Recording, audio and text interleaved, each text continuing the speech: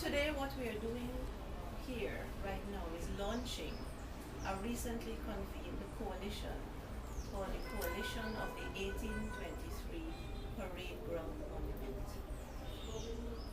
The coalition has developed a mission statement which I'm going to read to you now, and then I'm going to introduce the persons who are going to represent it this morning and give you some in-depth information as to what it exactly is about and how we feel and what we would like to see. The mission statement of the coalition of the 1823 Parade Ground Monument is as follows. We, the members of the coalition of the 1823 Parade Ground Monument, conscious of our heritage as children of humanity and aware of the challenges that confront us as African people, claim the natural right to define and determine our reality. We recognize that our rights will not be upheld in an environment where hostile, competitive forces distort our history. Resolve to arrest the usurpation of our 1823 monument and to establish it in its rightful place at the originally designated site on the parade ground. Concurrently, we set out to educate ourselves and our communities about our history so that self-knowledge, the key to cultural strength, unlocks our potential to defend with our very lives the values that carry us into perpetuity, to defend our ancestral lands, and to be vigilant where in the past we have been lax. On my right, we have Sister Penda Diane from the Guyana Day Committee, Mr. Elton McRae, representing the African Cultural Development Organization and a recent member of the People's Parliament. On my left, the person who needs no introduction, the Lord Mayor Hamilton Green, Hazel Wolford, from the Guyana Institute of Historical Research, and Freddie Kissoon, another famous Guyanese who has been giving his life and risking his life for the freedom of the Guyanese people, also a member of the People's Parliament. So I welcome them all this morning, and we're open to take questions from you, but not before a presentation from Mr. McCree, who's going to give you the background to this situation. Good morning, ladies and gentlemen of the press. My task is to read to you or prepare statement. Now, the purpose of the press conference: one, it is to launch the coalition of the 1823 Parade Ground Monument. Two, to express our position on the location of the monument to the Demerara revolt of 1823, to announce an upcoming event planned by the coalition. As our name suggests, we are a coalition formed with the specific aim of protesting the disrespectful distortion of history implicit in the decision made by the Ministry of Culture to change the site of the monument to memorialize the martyrs of the 1823 insurrection on the parade ground. The decision by the Minister of Culture to cite this monument on Caracas Avenue, to our mind, is an erroneous one.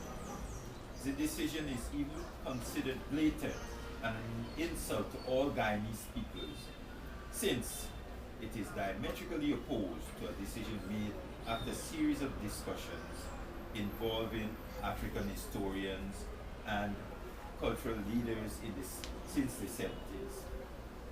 In fact, after more recent consultations between segments of the population and government, the turning of the sod at parade ground occurred on 1st of August 2000, with former President Jagdeo giving that activity his presence and blessing.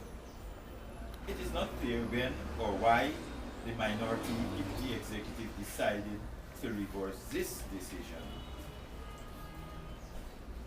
The Minister of Culture, that is, may say, he invited our opinions and none were offered. However, as far as we know, the minister did not follow established protocols on this issue. The recognized method of communication between the Ministry of Culture and cultural organizations have always been by way of letter and telephone conversations. In this instance, the minister chose to advertise for suggestions in the national press, which advertisements are disrespectful both to our past and recent history, since it both brazenly attempts to erase the aforementioned decisions and flies in the face of established protocol. If we should look back at the United Nations protocol with regards to the IYPAD, one would note that there is an express call on governments to strengthen national actions for the benefits of people of African descent in relation to their full enjoyment of economic, cultural, social, civil, and political rights, their participation and integration in all political, economic, and social and cultural aspects of society, and the promotion of greater knowledge of and respect for their diverse heritage and culture. The minister's mode of communication surely seems to ignore the intent of that United Nations protocol, and surely, based on the results, did nothing to encourage participation from the African commune, but further alienated us from the decision-making process. The fact is that after several advertisements, there was little or no response from the African community. This should have told the minister that he was dealing with a non-issue and that we had no interest in dealing with a matter which, as far as we were concerned, was resolved in 2000 when President Jagdeo turned the sun on parade ground. As far as we are concerned, the atrocities that took place in 1823-24 on the parade ground, which at that time encompassed the promenade gardens, merited, gave justification for that area to be deemed sacred ground, a sacred ground. The parade ground to us represents a symbol of what should not happen again in this country. That is, authorities should never again be allowed to use organs of the state to suppress people's desire to freely express themselves in situation of grievances. Hence, if its significance as a place for the erection of this memorial to the martyrs is unparalleled. A monument there would be a reminder to all of what ill-intended administrators are likely to do if we have therefore initiated a national discourse on culture, self-determination, and nation building. Our first activity in this regard is a panel discussion at the Bethel Congregational Church on Sunday, the 30th of December, 5 p.m. It is the Bethel Church, which was located in 1823 at the Larue Souvenir Plantation, where the slaves, or rather I should say the then enslaved Africans, planned the insurrection. So it is within these walls we want to begin our national discourse, because that church was subsequently moved to Bedford. So we want to go back there to initiate our national discourse on nation building and monuments. Now, our coalition, to date it includes several groups, among which are the All African Guyanese Council, African Cultural and Development Association, PANAF, Forum for the Temple of Kemetic Spirituality, People's Parliament, and others. It also includes citizens, among whom is His Lordship, the Mayor of Georgetown, Mr. Hamilton Green, who is present at our table today. Now, we are in the process, as we sit here today, of expanding that coalition. So, we are extending an invitation to all Guyanese who feels that who stand firm on the principle that the parade ground, or Independence Park as it is called today, is where this monument should be erected. Thank you very much. Thank you, Elton. Members of the press, do you need any clarification on any particular points that were just made?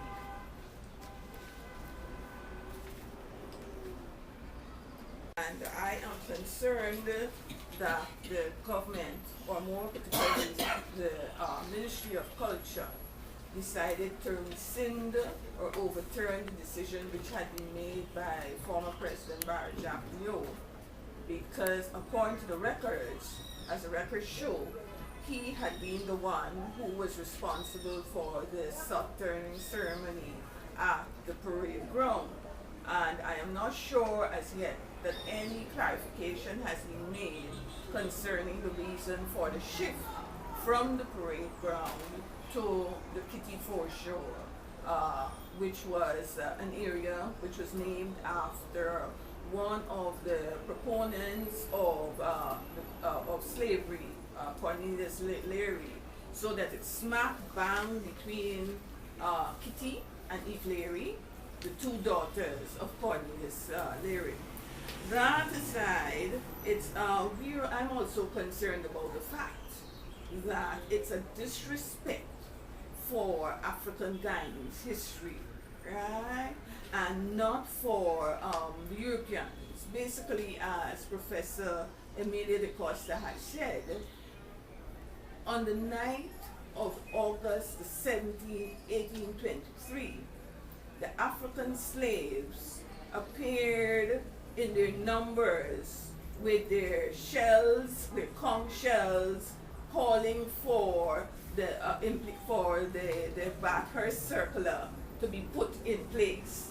And what happened at the end of that very graphic and ugly picture was that 225 African Guyanese slaves lay dead as opposed to 2 to 3 Europeans. Again, because the monument is placed in an area which was named after the daughters of a man who supported and promoted slavery. Secondly, my other concern is that the parade ground, they have ignored us as they had done in 1964 when the Hubert Nathaniel Critchlow monument was placed in the Parliament building. And the reason given in 1964 was that it was an area that was central to the activities of Hubert Nathaniel Critchlow. It was an area that could be kept clean, and I find when I read the various reasons which Minister gave again, he mentions the whole idea that they have placed the monument on the Kitty Foreshore because it's easier for the government to maintain and keep that area clean as opposed to leaving it on the parade ground. But my concern is that the parade ground represents for the African Guyanese appeal, it represents strength, and it was an area not simply because of the blood of the martyrs that are on the ground there, but demographically, it unites the rural areas, both from Mahaica all the way to Parika, and it's central in Stabroek. Of course, Mia knows a lot more about what African Guyanese did at Stabroek, right? That has been ignored. Then the parade ground also represents what the Burnham basketball court, or the man Burnham stood for: appeal, intelligence, and a concern for protection of women against domestic violence. In other words, when one looks at the two groups involved in the 1823 rebellion, one found that Blackstone and Telemarcus and Paris and all these tall, strapping, appealing men were fighting for the protection of their women because their women were raped. They were not exactly involved in the Bethel Church. But as you know, Blackstone was the son of Kwamina, and Parade Ground is very close to Kwamina Street. Kwamina, Murray Street was renamed Kwamina in 1985. And one would imagine that for the child coming up, that any educator would want to be able to teach that child that within this environment are names which speak about people who stood up for freedom and were opposed to slavery. So that demographically, Kwamina Street is there, you've got Parade Ground, you've got the Parliament Building, and all of these, then you've got the academic institutions as well, right?